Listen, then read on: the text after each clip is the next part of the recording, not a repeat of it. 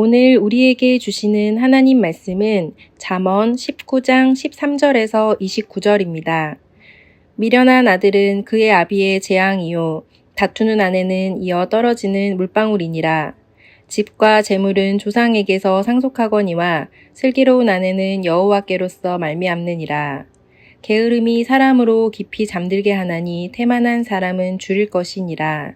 계명을 지키는 자는 자기의 영혼을 지키거니와 자기의 행실을 삼가지 아니하는 자는 죽으리라. 가난한 자를 불쌍히 여기는 것은 여호와께 꾸어드리는 것이니 그의 선행을 그에게 갚아주시리라. 내가 내 아들에게 희망이 있은즉 그를 징계하되 죽일 마음은 두지 말지니라. 노하기를 맹렬히 하는 자는 벌을 받을 것이라. 내가 그를 건져주면 다시 그런 일이 생기리라. 너는 권고를 들으며 훈계를 받으라. 그리하면 내가 필경은 지혜롭게 되리라. 사람의 마음에는 많은 계획이 있어도 오직 여호와의 뜻만이 완전히 서리라. 사람은 자기의 인자함으로 남에게 사모함을 받느니라. 가난한 자는 거짓말하는 자보다 나으니라. 여호와를 경외하는 것은 사람으로 생명에 이르게 하는 것이라. 경외하는 자는 족하게 지내고 재앙을 당하지 아니하느니라.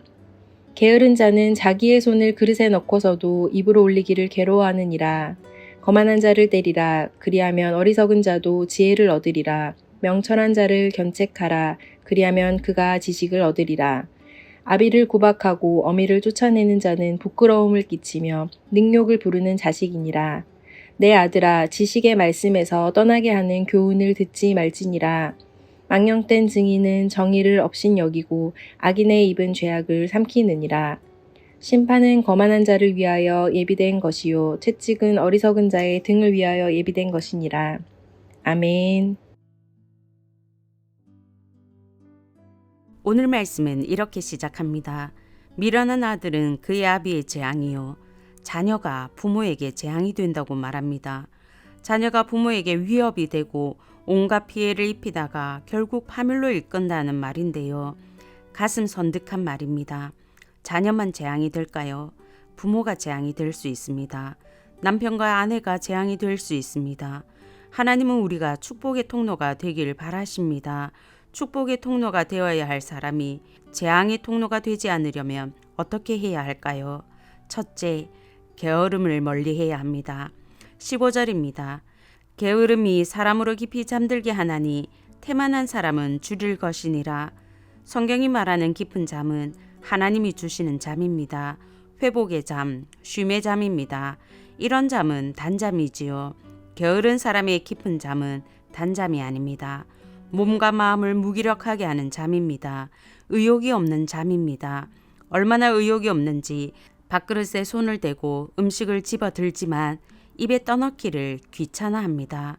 사실 24절 말씀은 게으른 자를 조롱하는 말입니다.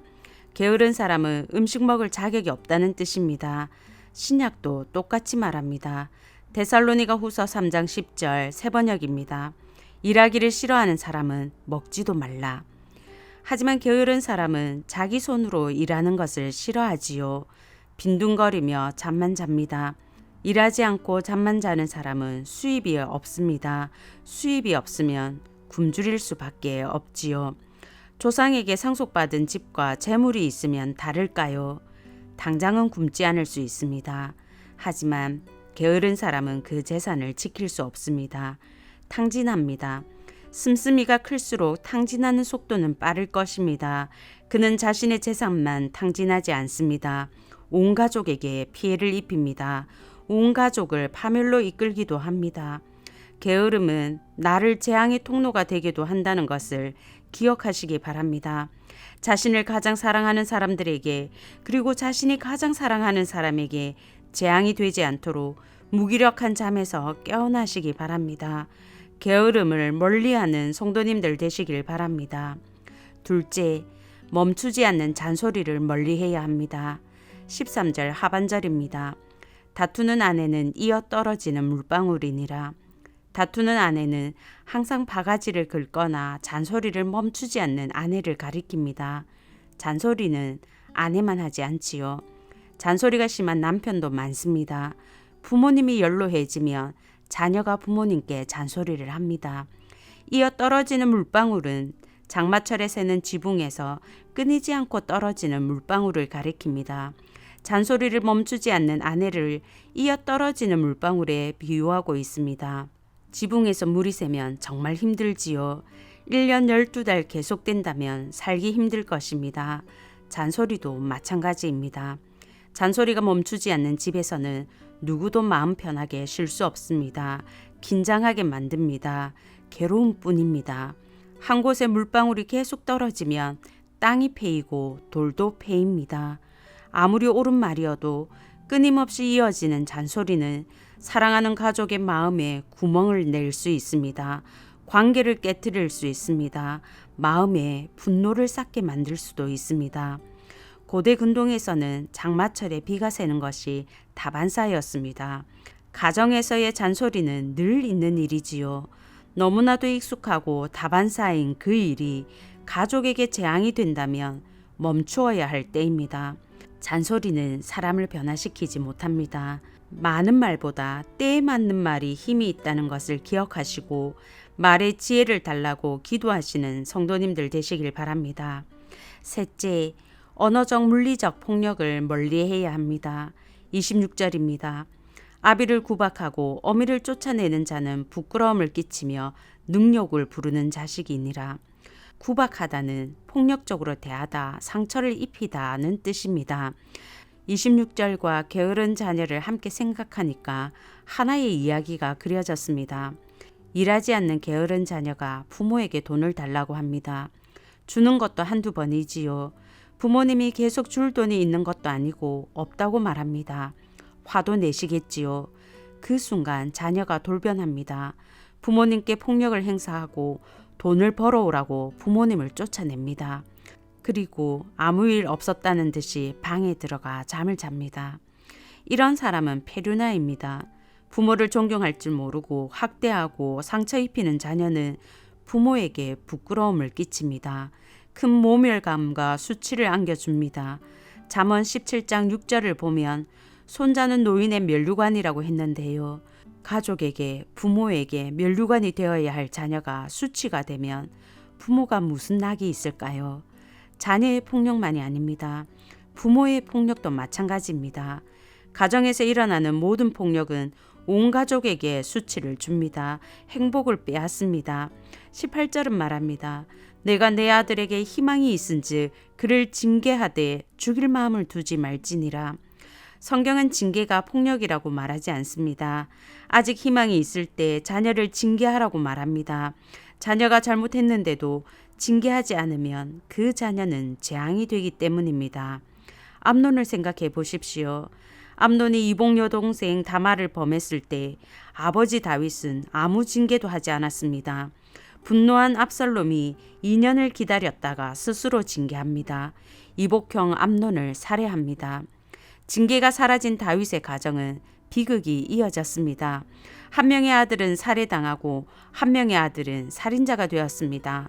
살인자가 된 아들은 쿠데타를 일으켰습니다. 다윗은 아들에게 쫓기는 비참한 세월을 보내야 했습니다.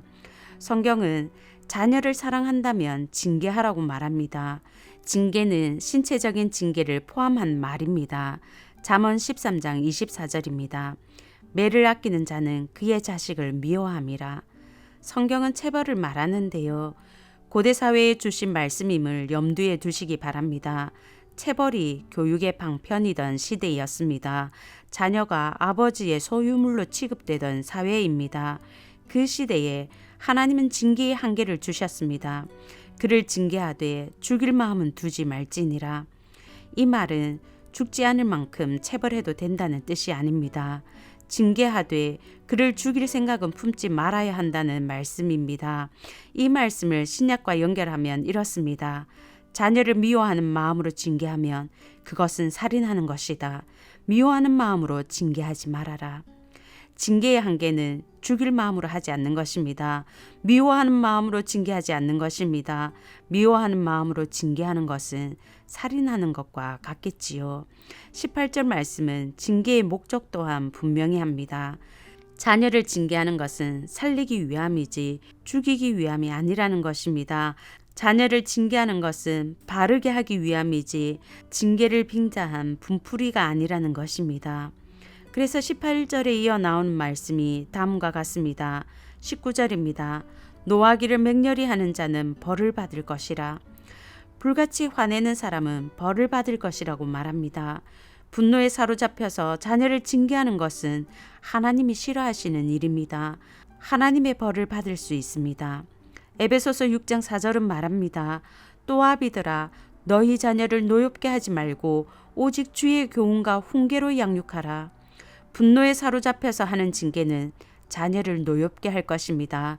분노에 사로잡혀서 성경 말씀으로 훈계한다면 생명의 말씀이 폭언으로 전락하고 맙니다. 하나님의 말씀을 재앙으로 바꾸어서는 안 되겠습니다. 성도 여러분, 가족에게 수치와 재앙이 되지 않기 위해 언어적 물리적 폭력을 멀리하시기 바랍니다. 미움과 분노에 사로잡히지 않도록 무엇보다 하나님 말씀으로 폭언하지 않도록 조심하시고 경계하시는 성도님들 되시길 바랍니다. 마지막으로 재앙의 통로가 축복의 통로로 바뀔 수 있을까요? 재앙의 통로가 되는 사람은 미련한 사람입니다. 축복의 통로는 지혜로운 사람, 슬기로운 사람입니다. 미련한 사람이 슬기로운 사람이 될 수 있을까요? 14절 새번역입니다. 슬기로운 아내는 주님께서 주신다. 슬기로운 자녀, 슬기로운 배우자, 슬기로운 부모, 주님께서 주신다고 말합니다. 결혼 전, 출산 전이라면 슬기로운 배우자, 슬기로운 자녀를 달라고 기도하시기 바랍니다. 슬기로운 부모가 되게 해달라고 기도하시기 바랍니다. 이미 결혼 후, 출산 후라면 소망이 없는 것일까요? 슬기로운 가족이 아니라 미련한 가족이라면 주님이 주시지 않은 것일까요? 성령의 9가지 열매를 생각해 보십시오. 내게 있는 성품이 아니라 위로부터 부어지는 성품입니다. 주님께서 주신다고 했습니다.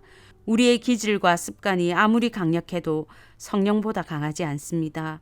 우리의 무기력과 분노가 아무리 뿌리 깊어도 하나님의 열심을 꺾을 수는 없습니다. 하나님이 일하시고 하나님이 부어주시면 바뀝니다.